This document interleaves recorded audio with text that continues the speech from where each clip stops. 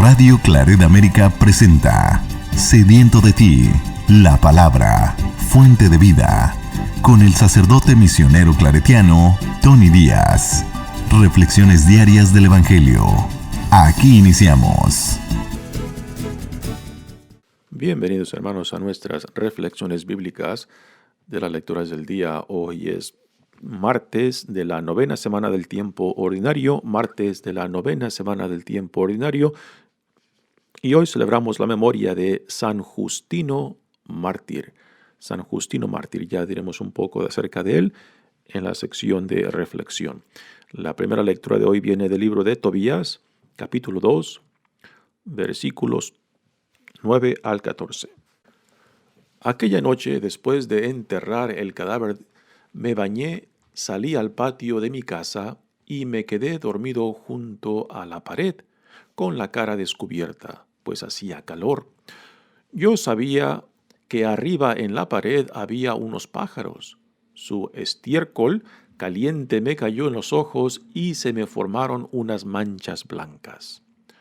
Consulté a los médicos para que me curaran, pero mientras más ungüentos me aplicaban, las manchas se extendían más sobre mis ojos hasta que me quedé completamente ciego. Estuve privado de la vista durante 4 años y todos mis hermanos estaban afligidos. Ajicar se hizo cargo de mí durante 2 años hasta que se fue a Elimaida. Entonces mi esposa Ana se puso a hacer sobre pedido tejidos de lana, que luego entregaba a sus dueños, y ellos le pagaban. Un día, el 7 del mes 12, al terminar ella un trabajo, lo entregó a los dueños, quienes, además de darle su paga íntegra, le regalaron un cabrito. Al llegar a mi casa, el cabrito comenzó a balar, y yo, al oírlo, llamé a Ana y le pregunté, ¿de dónde ha salido ese cabrito? ¿No será robado? Devuélveselo a sus dueños, porque nosotros no podemos comer nada robado. Entonces ella me respondió, es un regalo que me hicieron, además de mi paga. Pero yo no le creí y le dije que lo devolviera a sus dueños y me enojé con ella por ese motivo. Entonces ella me replicó, ¿de qué te han servido tus limosnas? ¿De qué te han servido tus buenas obras?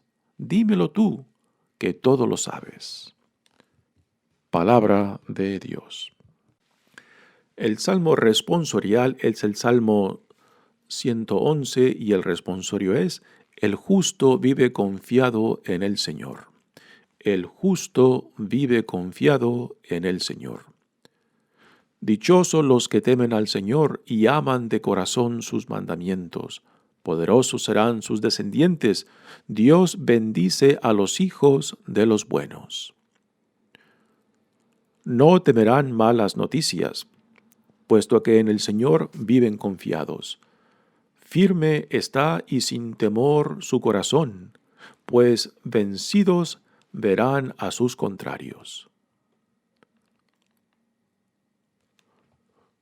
Al pobre dan limosna, obran siempre conforme a la justicia, su frente se alzará llena de gloria.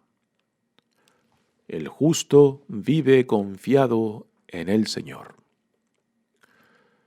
El Evangelio de hoy viene de Marcos, capítulo 12, versículos 13 al 17. En aquel tiempo, los sumos sacerdotes, los escribas y los ancianos le enviaron a Jesús unos fariseos y unos partidarios de Herodes para hacerle una pregunta capciosa. Se acercaron, pues, a él y le dijeron, Maestro, sabemos que eres sincero y que no te importa lo que diga la gente, porque no tratas de adular a los hombres, sino que enseñas con toda verdad el camino de Dios. ¿Está permitido o no pagarle el tributo al César? ¿Se lo damos o no se lo damos? Jesús, notando su hipocresía, les dijo, ¿por qué me ponen una trampa? Tráigame una moneda para que yo la vea. Se la trajeron y él les preguntó, ¿de quién es la imagen y el nombre que lleva escrito? Le contestaron, del César. Entonces les respondió Jesús, den al César lo que es del César y a Dios lo que es de Dios. Y los dejó admirados. Palabra del Señor. Muy bien, damos comienzo a nuestra reflexión de las lecturas de hoy, pero antes de entrar propiamente a las lecturas, digamos algo acerca de el santo que celebramos hoy, a San Justino mártir. Se sabe muy poco acerca de él. Lo que sí se sabe de él, pues se ha tomado de los escritos que él dejó. San Justino es conocido como uno de los primeros apologistas de la iglesia cristiana. Se cree que nació en el año 100 más o menos. Sus padres, se cree que quizás su padre y su abuelo fueron quizás griegos o romanos. Pero él fue formado no religiosamente, sino se concentró en el estudio de la filosofía. Se convirtió más o menos a la edad de los 30 años y después dedicó el resto de su vida en la defensa del cristianismo. Por medio de argumentos, argumentaba con gente, particularmente en los primeros 300 años de la iglesia cristiana, pues es cuando se empiezan a formular los dogmas en torno a la fe. Y pues con el comienzo de todo movimiento siempre hay una diversidad de opiniones en torno a qué es lo que define ese movimiento, en este caso el cristianismo. Pues hay una cantidad de herejías que surgieron en ese tiempo y parte de lo que San Justino hizo es combatir muchas de las herejías de su tiempo por medio de argumentos y también en los escritos que él dejó. Se cree que murió más o menos en el año 165 al 168 en Roma y murió mártir junto con otros cinco personas, entre ellos una mujer. Como dije antes, él fue formado en la filosofía, particularmente la filosofía de Platón, y quizás el por qué dedicó el resto de su vida a la defensa de la iglesia cristiana, pues en gran parte se debe a su formación filosófica, porque fue la filosofía lo que lo acercó al cristianismo. Y particularmente la filosofía de Platón es muy útil para hablar de temas religiosos y particularmente filosóficos de la teología. Así que su preparación en la filosofía le sirvió mucho a lo que él después se dedicó como apologista de la iglesia cristiana. Así que le damos gracias a Dios por este santo San Justino, pues que dedicó gran parte de su vida después de su conversión a la defensa y a la promoción de la fe cristiana. Pasemos ahora a la primera lectura que viene del libro de Tobías. Y el trasfondo de este libro, como similar al libro de Job, el trasfondo es la pregunta del por qué el inocente sufre. Y aunque no se formaliza esta pregunta en el libro, pues es el trasfondo que busca responder este libro, particularmente al sufrimiento de este personaje Tobías, que es una persona buena, una persona muy religiosa, una persona que tenía un puesto impresionante, pero que después a causa de la cegueza que se describe en esta lectura, pues él pierde su puesto. Y podemos decir que quizás esta experiencia pues de humillación después de perder ese puesto impresionante y que después su esposa, Ana, tenga que ser el sustento económico de la familia, pues quizás sea particularmente en ese ambiente de una sociedad patriarcal, que la mujer sea el sostén, pues sea algo vergonzoso y humillante para él, ¿no? Yo creo que estos elementos entran a cómo Tobías se siente y cómo responde ante esta situación que nos describe la primera lectura. Dice, aquella noche, después de enterrar el cadáver, me bañé, salí al patio de mi casa y me quedé dormido junto a la pared. Aquí no se cuenta el detalle previo a esta lectura. Tobías ha tomado la responsabilidad de enterrar el cuerpo de una persona que encontró en la calle y pues enterrar a personas que nadie cuida de ellos pues es visto como un acto de caridad y es lo que él aquí describe al empezar la lectura. Y después él se asea y después se duerme y es ahí como nos explica cómo él queda ciego, pierde la vista a causa de las cataratas que se forman en su ojo. Dice, me quedé dormido con la cara descubierta, pues hacía calor. Yo sabía que arriba en la pared había unos pájaros. Su estiércol caliente me cayó en los ojos y se me formaron unas manchas blancas. Es muy posible que esas manchas blancas hayan sido cataratas que se le formaron en los ojos.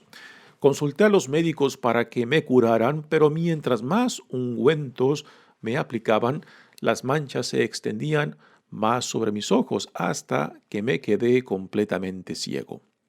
Estuve privado de la vista durante 4 años y todos mis hermanos estaban afligidos. Ajicar se hizo cargo de mí durante 2 años hasta que se fue a Elimaida. En el resto del libro se nos describe cómo su hijo, después de regresar de una jornada, regresa con un ungüento para sanarle la vista a Tobías. Dice, entonces mi esposa Ana, aquí es donde entra la situación que es interesante, cómo responde este personaje. Dice, al llegar a mi casa, entonces mi esposa Ana se puso a hacer sobre pedido tejidos de lana. Aquí nos describe cómo Ana, después de que el personaje, Tobías, pierde su vista, pues pierde su puesto de trabajo y ahora tiene que depender económicamente de su esposa Ana, que hace tejidos a pedido, que luego entregaba a sus dueños y ellos le pagaban. Un día, el 7 del mes 12, al terminar ella un trabajo, lo entregó a sus dueños, quienes además de darle su paga íntegra le regalaron un cabrito. No entra en detalles el por qué le hayan regalado ese cabrito. Muy probable en esta localidad, en el pueblo, quizás la gente estaba enterada de la desgracia que el personaje Tobías pues ha sufrido, que ha perdido su puesto de trabajo, queda ciego y ahora pues tiene que depender del trabajo de su esposa. Y como era conocido que era un hombre bueno, un hombre digno, un hombre religioso, pues la gente quizás tenía compasión de él y es muy probable de que le hayan regalado ese cabrito a Ana, su esposa, para ayudar tanto a ella como a él. Pero ahora vemos la reacción de Tobías a este regalo que le hacen a Ana. Al llegar a mi casa, el cabrito comenzó a balar y yo al oírlo llamé a Ana y le pregunté, ¿de dónde ha salido ese cabrito? ¿No será robado? Y la reacción es impresionante. ¿Por qué a primeras Tobías asume de que el cabrito se ha robado, ¿no? Y aquí entra el detalle de que él empieza a dudar de su esposa. Bueno, ¿y por qué empieza a dudar de su esposa? O sea, esa es una conclusión bastante exagerada, que luego vaya a dudar de la honestidad de su esposa. Y entonces le dice él a ella, devuélveselo a sus dueños porque nosotros no podemos comer nada robado. Entonces ella me respondió, es un regalo que me hicieron, además de mi paga. Pero yo no le creí y le dije que lo devolviera a sus dueños y me enojé con ella por ese motivo. Recordemos que Tobías pues es reconocido por ser una persona muy digna, respetuosa, religiosa, muy moral, ¿no? Pero aquí pueden entrar varios elementos, ¿no? El hecho de que está sufriendo siendo una persona buena, siendo una persona muy recta, muy moral, ¿no? Y quizás esta experiencia de a la vista de la sociedad quizás sea una experiencia humillante de que él haya perdido su puesto, un buen puesto que tenía de trabajo y que ahora esté forzado a que viva del trabajo de su esposa. Ante una sociedad patriarcal, pues esto para un hombre quizás sea humillante y quizás esto lo ha amargado y por eso quizás duda de su esposa. Am, y aunque él es una persona recta, una persona muy religiosa, pues esta religiosidad es llevada a un extremo que pierde todo sentido de moderación, porque su conclusión en torno a este cabrito es de que ha sido robado, ¿no? En vez de preguntar de dónde vino, cómo es que lo has obtenido, ¿no? Empieza a dudar inmediatamente de su esposa. Es muy probable de que él se sienta amargado por su experiencia pues de estar ciego, de no tener trabajo y de que la gente quizás sienta compasión por él, ¿no? Es una experiencia quizás para él como hombre muy humillante. Y ahora le responde su esposa a sus acusaciones. Entonces ella me replicó, ¿de qué te han servido tus limosnas? ¿De qué te han servido tus buenas obras? Dímelo, tú que todo lo sabes. Son preguntas acusadoras también de la esposa Ana, que se da cuenta de que él la está acusando sin base, la está acusando sin causa, y que ahí se refleja quizás lo amargo de cómo se ha vuelto Tobías a causa de su situación actual, ciego y es tener que estar dependiendo de ella, ¿no? Como que quizás todavía se siente de que ha perdido su sentido de hombre porque tiene que depender de una mujer, de su esposa. Y aquí también entra el tema de cómo a veces gente muy religiosa, a veces quizás exageradamente religiosa, pueden adquirir este sentido de superioridad sobre otros y que se sienten justificados en ver a otros hacia abajo, ¿no? Y es el caso aquí, yo creo, de Tobías, que esa amargura, ese resentimiento por su ceguez y por haber perdido su trabajo, pues ahora lo lleva a querer sentirse superior a su esposa, ¿no? Y también, pues, a demostrar de que otros no son igual a él en su moralidad, pero es una moralidad distorsionada, ¿no? Porque en vez de buscar la compasión, la misericordia, el sentido de justicia, no, aquí Tobías, su sentido de superioridad, yo creo que está construido sobre su amargura de su situación física, y de su situación también social, o sea, porque está dependiendo de una mujer, del sueldo de una mujer, ¿no? Y esto quizás para él sea humillante, ¿no?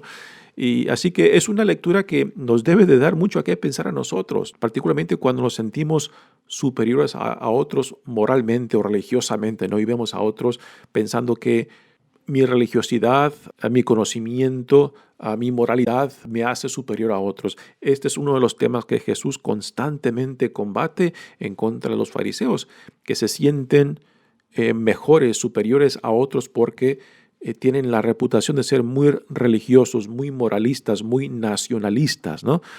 Pero era una actitud, una identidad falsa porque no permitían la transformación del corazón y tampoco el acercamiento al prójimo como un hermano, como una hermana. Muy bien, pasemos ahora al Evangelio de hoy. El Evangelio de hoy viene de Marcos y tenemos aquí una escena muy interesante. Jesús ya ha llegado a Jerusalén y ahora los sumos sacerdotes, los escribas, los ancianos, que son parte del liderazgo de Jerusalén y muy probable parte del Sanedrín, que es el cuerpo jurídico de la comunidad judía, y que ahora están poniendo en práctica la trama de hacerlo caer para poder acusarlo y para poder condenarlo a muerte. Entonces, los sumos sacerdotes, los escribas y ancianos escogen a unos del partido de los fariseos y otros del partido de Herodes, que en su existencia social dentro de la comunidad judía, pues eran grupos opuestos. La teología y la política de los fariseos era muy opuesta a los del partido de Herodes. Los partidarios de Herodes eran los que traficaban en la política, los que tenían un pie en el mundo de la política y relación con Roma y la comunidad judía. No eran necesariamente muy religiosos. Sin embargo, los fariseos eran extremadamente religiosos, eran más fieles a las tradiciones, a las Sagradas Escrituras, y eran los que mejor representaban la religiosidad judía del tiempo de Jesús. Y aquí, pues, el Sanedrín los pone juntos. Y quizás con esto aquí se comprueba el dicho popular que dice, el enemigo de mi enemigo, pues es mi amigo, ¿no? Aquí grupos opuestos van juntos para plantear una trampa a Jesús, para así poder hacerlo caer y poderlo acusar y poderlo condenar. Dice Jesús, y los ancianos le enviaron a Jesús unos fariseos y unos partidarios de Herodes para hacerle una pregunta capciosa, o sea, plantarle una trampa. Se acercaron pues a él y le dijeron, Maestro, sabemos que eres sincero y que no te importa lo que diga la gente porque no tratas de adular a los hombres, sino que enseñas con toda verdad el camino de Dios. Estas palabras que ellos dicen realmente refleja cómo Jesús se comporta, cómo Jesús trata a otros, ¿no? Pero la intención de estos en decirlas no es buena. La intención es querer halagarlo, a querer en cierta manera alzarlo para después plantearle la trampa, para después, como decir, meterle el cuchillo, ¿no? La trampa viene en la pregunta que le hacen. Dice, ¿está permitido o no pagarle el tributo al César? ¿Se lo damos o no se lo damos? Y es una trampa porque si Jesús responde sí, entonces los fariseos lo acusarán de que es traidor al pueblo judío por aceptar de que el pueblo judío pague impuestos al imperio romano que los oprime, ¿no?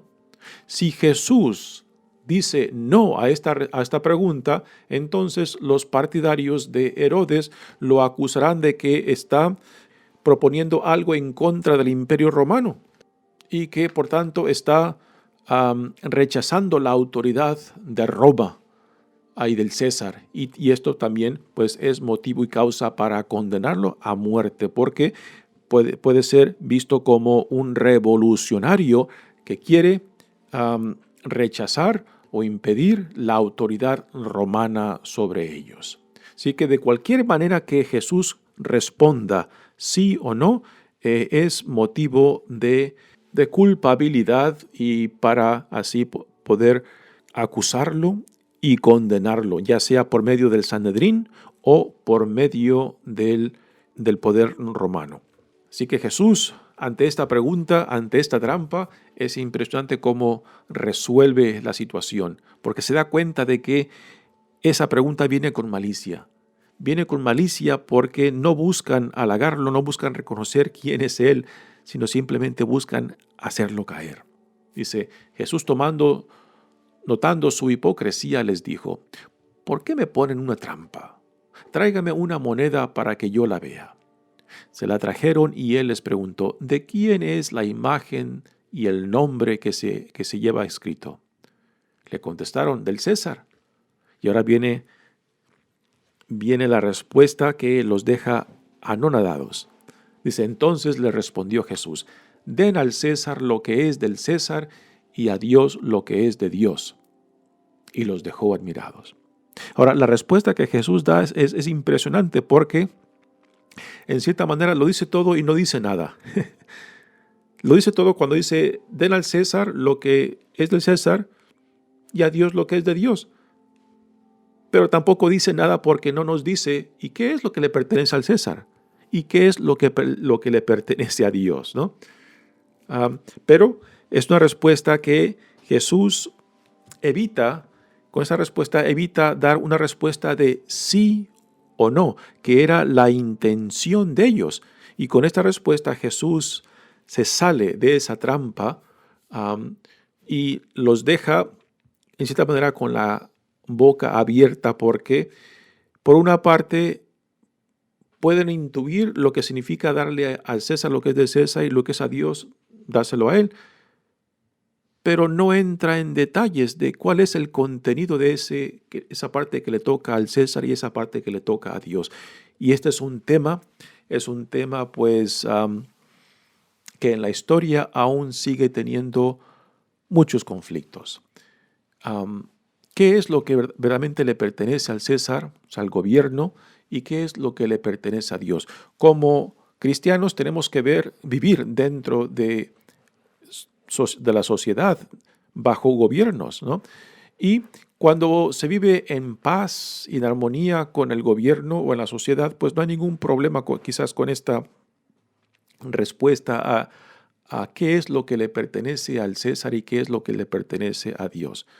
Pero yo creo que en todas las sociedades hay siempre situaciones en las cuales nos tenemos que plantear hasta dónde yo tengo la responsabilidad de ser un ciudadano responsable tanto de la armonía, de la paz y bienestar de mi sociedad, sin yo sacrificar, sin yo rebajar, sin yo reducir el contenido y también mi obligación y responsabilidad de mi relación con Dios.